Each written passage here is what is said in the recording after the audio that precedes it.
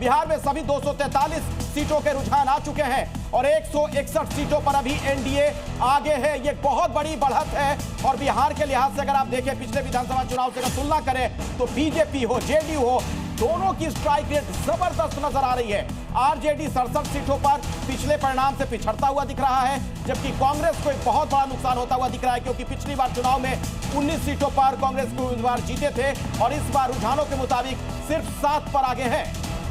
एक बार जल्दी से आपको इस वक्त कंप्लीट रुझान आपको बता देते हैं। ये देखिए आपके सामने स्पेशल ग्राफिक्स हमारी टीम ने तैयार की है।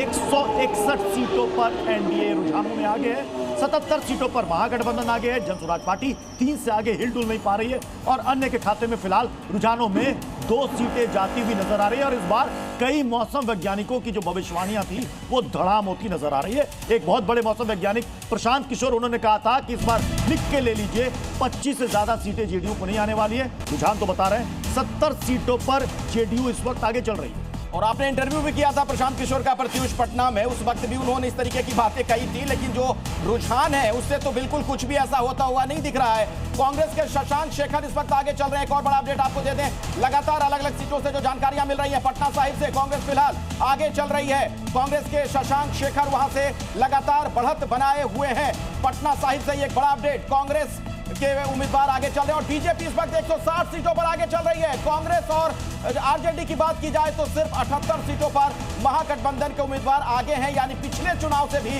खराब प्रदर्शन कहा जा सकता है। इन रुझानों के मुताबिक परिणाम नहीं है, लेकिन रुझानों के मुताबिक बीजेपी बहुमत के साथ सरकार बनाती हुई दिख रही है। और इस वक्त आपके सामने स्पेशल ग्राफिक्स है, यहां पर देखिए जितने भी पार्टियों के प्रमुख चेहरे हैं उनके साथ साथ सीटें भी हम आपको बता रहे हैं। अररिया सीट पर देखिए जेडीयू आगे चल रही है, जेडीयू की शगुफ्ता अजीम यहां से आगे है।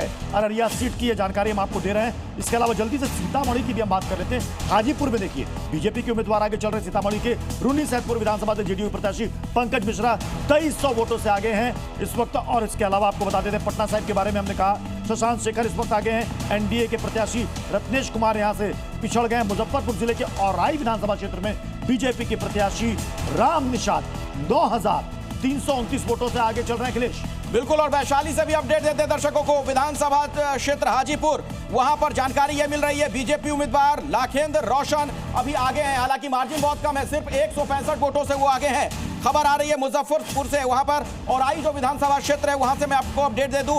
बीजेपी के प्रत्याशी हैं राम निषाद, वो एक बड़े मार्जिन के साथ आगे चल रहे हैं, लगभग 10,000 वोटों का अंतर है। सीतामढ़ी से जानकारी आ रही है, रून्नी सैदपुर विधानसभा से जेडीयू प्रत्याशी पंकज मिश्रा 2300 वोटों से आगे चल रहे हैं। 9 सीटों पर एलजेपीआर यानी कि चिराग पासवान का जो प्रदर्शन हो इस वक्त आपके सामने है। 9 सीटों पर इस बार एलजेपीआर के उम्मीदवार आगे चल रहे हैं। पिछले बार सिर्फ 1 सीट एलजेपी के खाते में गई थी, उस वक्त एनडीए का हिस्सा चिराग पासवान की ये पार्टी नहीं थी। इस बार मिलकर चुनाव लड़ा है और इस बार अभी आप देखिए प्रदर्शन के तौर पर देखें तो 9 सीटों के साथ एलजेपीआर ने यहां पर बढ़त बना ली है। 80 सीटों पर गौर कीजिएगा, 80 सीटों के साथ बीजेपी इस वक्त बिहार में सबसे बड़ी पार्टी बनती और उभरती दिख रही है। शोभना से हैं संजय कुमार।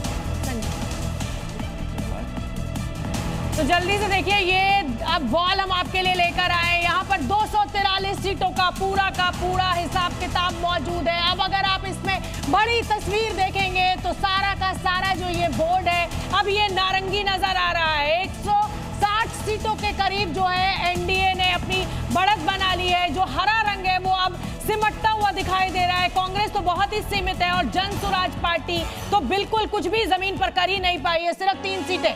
ये देखिए, अमरपुर की बात कीजिए, बांका की बात कीजिए, कटोरिया, बेलार, बाढ़, मोकामा, हरनौत, नालंदा, राजगीर, ये सब आपको नारंगी दिखाई दे रहा है। पूर्णिया, बेनीपुर, अलीनगर, यहाँ पर अलीनगर जो है वो मैथिली ठाकुर की पॉपुलैरिटी बीजेपी के लिए कहीं ना कहीं फायदेमंद साबित हुई है, या यूं कहिए कि मैथिली ठाकुर का बीजेपी से लड़ना मैथिली ठाकुर के लिए फायदेमंद हुआ है। ये पूरी की पूरी वॉल जो है अब ये आपको नारंगी रंग इसमें जो है वो बहुमत में दिखाई दे रहा है। कुल मिलाकर 243 सीटों का जो रुझान हमें मिला है उसमें 159 सीटों पर एनडीए गठबंधन ने बढ़त बना ली है, यानी यहाँ पर एनडीए सरकार बना रही है। अब एक बार फिर नीतीश कुमार या इस बार बीजेपी का मुख्यमंत्री होगा ये तो अब तय करने की बात होगी, लेकिन बीजेपी सिंगल लार्जेस्ट पार्टी बनकर भी यहाँ पर उभरी है बिहार में। और कहीं ना कहीं बिग ब्रदर की भूमिका में हमेशा जो जेडीयू रहती थी उसको बीजेपी ने पीछे छोड़ दिया है। आरजेडी जो है और जेडीयू जो है उसमें कांटे की टक्कर 69 सीटों के साथ दिखाई दे रही है।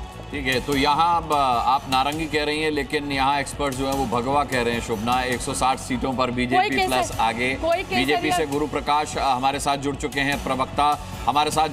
जेडीयू से यहाँ स्टूडियो में संजय कुमार जी भी मौजूद हैं। मैं सभी के पास जाऊँ, सापरा जी भी हमारे साथ हैं, राजकुमार भाटी हमारे साथ हैं। मैं गुरु प्रकाश आपके पास आऊँ उससे पहले